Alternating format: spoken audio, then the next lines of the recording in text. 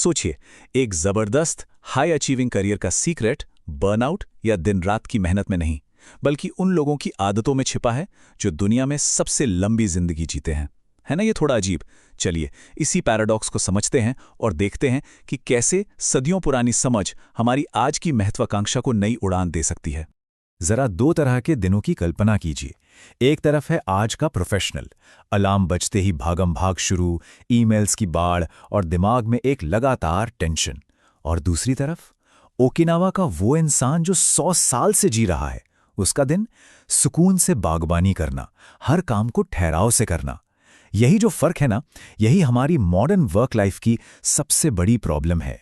तो सवाल तो यही उठता है कि आखिर ये लोग बिना स्ट्रेस के इतना कुछ कैसे कर लेते हैं? ऐसा क्या राज जानते हैं ये जो हमसे छूट रहा है? पता है, यही वो सवाल है जिसका जवाब हम आज ढूंढेंगे। और यकीन मानिए, इसका जवाब काम करने और जीने की पूरी सोच बदल सकता है। तो इस सवाल का जवाब हमें मिलता है दुनिया की कुछ बहुत ही खास जगहों में। ऐसी जगहें जहां जिंदगी को देखने का, जीने का तरीका ही बिल्कुल अलग है। इन जगहों को कहते हैं ब्लू जोन्स। और यहीं इन्हीं जगहों में छुपे हैं लंबे और कामयाब जीवन के असली सीक्रेट्स। तो ये ब्लू जोन्स आखिर हैं क्या? देखिए, ये दुनिया में कुछ ऐसी चुनिंदा जगहें हैं जहां लोगों का 100 साल पार करना कोई बड़ी बात नहीं है।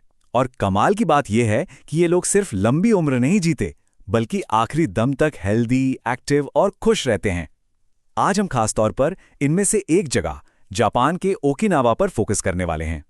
अजीब बात है ना कि हमारे मॉडर्न वर्क कल्चर में स्ट्रेस को एक तरह से कामयाबी का बैज माना जाता है।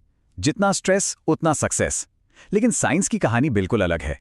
हीडलबर्ग यूनिवर्सिटी की एक रिसर्च बताती है कि लगातार स्ट्रेस में रहने से हमारा इम्यून सिस्टम ही कंफ्यूज हो जाता है और वो हमारे शरीर की अच्छी हेल्दी सेल्स पर ही हमला करने लगता है।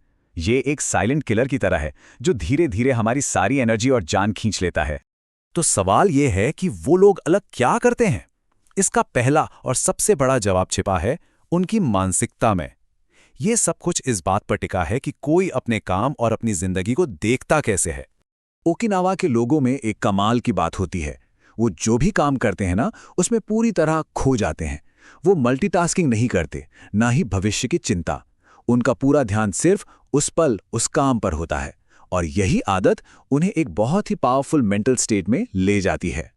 इस स्टेट को कहते हैं फ्लो स्टेट। ये वो मैजिकल जोन है जहां कोई अपने काम में इतना डूब जाता है कि दुनिया जहां की कोई खबर नहीं रहती, वक्त का पता नहीं चलता, फोकस करना बच्चों का खेल लगता है और काम काम नहीं, एक मजा बन जाता है। सच पूछो तो यही असली प्रोडक्टिविटी और खुशी का राज है।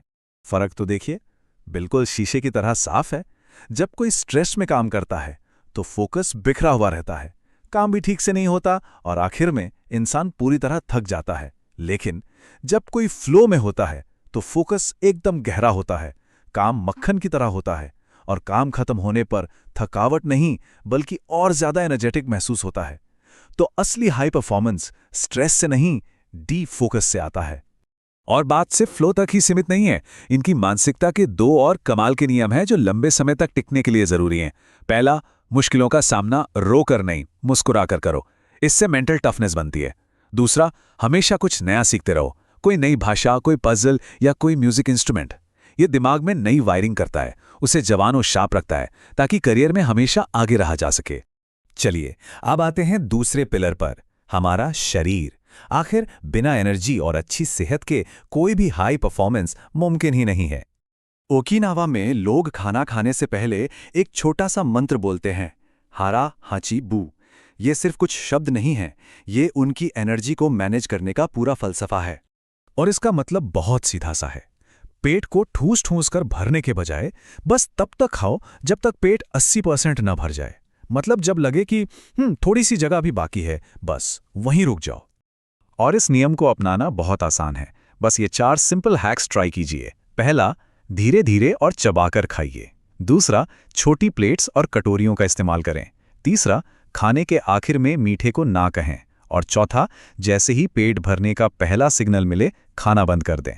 ये छोटी छोटी आदतें एनर्जी लेवल्स में जमीन आसमान का फर्क ला सकती हैं।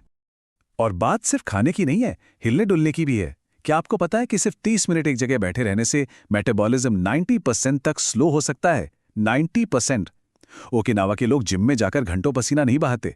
वो बस अपनी रोजमर्रा की जिंदगी में एक्टिव रहते हैं। चलना, बागबानी करना, उनकी लगातार एनर्जी का राज यही है। और अब आते हैं तीसरे और शायद सबसे जरूरी पिलर पर, हमारा ट्राइब, यानी हमारे लोग, हमारे सोशल कनेक्शंस, जो हमारी असली ताकत हैं। ओकिनावा में एक बहुत ही खूबसूरत कॉन्सेप्ट है जिसे मोआई कहते हैं।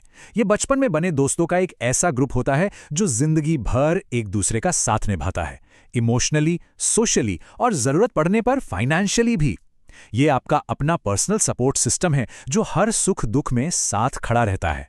और ये सिर्फ कोई अच्छी अच्छी बातें नहीं हैं, इसके पीछे पक्का साइंस है। रिसर्च बताती है कि जिन लोगों के पास मोआई जैसे मजबूत सोशल सपोर्ट्स होते हैं, उनकी एक बेहतर और हेल्दी जिंदगी जीने की संभावना 22% तक बढ़ जाती है। ओकिनावा में एक कहावत है कि अच्छे दोस्त अच्छी दवा की तरह होते हैं, और ये बिल्कुल सच है। वो हमारा स्ट्रेस कम करते हैं, हमारी खुशियां बढ़ाते हैं और मुश्किल वक्त से निकलने की हिम्मत देते हैं। तो अब सवाल यह है कि इन सारी बातों को अपनी बिजी जिंदगी में कैसे लागू करें। चलिए इन सभी आइडियाज को मिला के एक सिंपल लेकिन पावरफुल मॉर्निंग रिचुअल बनाते हैं जो पूरे दिन को हाई परफॉर्मेंस के लिए सेट कर देगा। ये बहुत ही आसान है, बस 3 स्टेप्स। स्टेप 1, रोजाना बस 10 मिनट जल्दी उठिए। स्टेप 2, दिन के पहले कुछ काम जैसे कॉफी बनाना या अपना बिस्तर ठीक करना, उसे पूरी तरह से फोकस्ड होकर बिना किसी जल्दबाजी के कीजिए। स्टेप 3, दिन की भाग दौड़ शुरू होने से पहले ही अपने लिए एक शांत और पॉजिटिव टोन सेट कर लीजिए। बस इतना ही करना है, ये दिन की शुरुआत ही फ्लो में करने में मदद करेगा। तो आखिर में मैं आपके लिए एक सवाल छोड़ जाता हूं।